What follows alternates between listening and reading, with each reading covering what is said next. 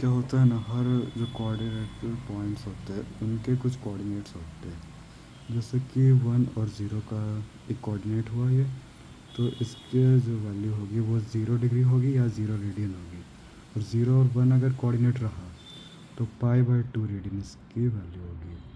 फिर -1 और 0 रहा तो पाई रेडियन इसकी वैल्यू होगी। और 0 1 रहा, 0 - 1 रहा तो फिर 3π/2 रेडियन इसकी वैल्यू होगी।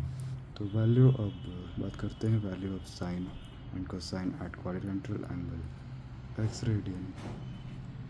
अगर रेडियन की वैल्यू 0 है तो कॉस एक्स की वैल्यू 1 होगी और साइन एक्स की वैल्यू 0 हो जाएगी। अगर रेडियन पाई/2 है तो कॉस एक्स की वैल्यू 0 होगी और साइन एक्स की वैल्यू 1 हो जाएगी। अगर रेडियन पाई है तो कॉस एक्स की वैल्यू -1 और साइन एक्स की वैल्यू 0 हो जाएगी। अगर रेडियन 3π/2 है तो कॉस एक्स की वैल्यू 0 हो जाएगी और साइन एक्स की वैल्यू -1। 2π अगर रेडियन है तो कॉस एक्स की वैल्यू 1 और साइन एक्स की वैल्यू 0 हो जाएगी।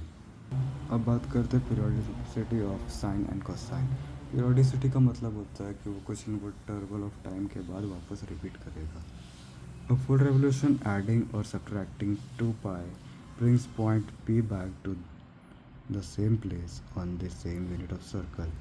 एक फुल रेवोल्यूशन के बाद या तो उसमें सब्ट्रैक्ट कर दे या ऐड कर दे 2π को, तो वो P को वापस उसी पॉइंट पर ले जहाँ से वो स्टार्ट हुआ था। अब बात करते हैं साइन पीरियोडिसिटी के बारे में। साइन की भी कुछ पीरियोडिसिटी होती है। तो साइन की पीरियोडिसिटी होती है sign 2r π + x = sin x, where n = integer, n implies to integer, cos 2r π + x = cos x, where n implies to z, that denotes integer. 0 of sine and cosine। Sine = 0 when sine की value 0 तब होगी जब x = n π होगा, और cos की value 0 तब होगी जब x = 2n+1 × π/2 होगा। अदर ट्रिग्नोमेट्रिक फंक्शन, तो कुछ दूसरे ट्रिग्नोमेट्रिक फंक्शन भी होते हैं in term of sine and cosine.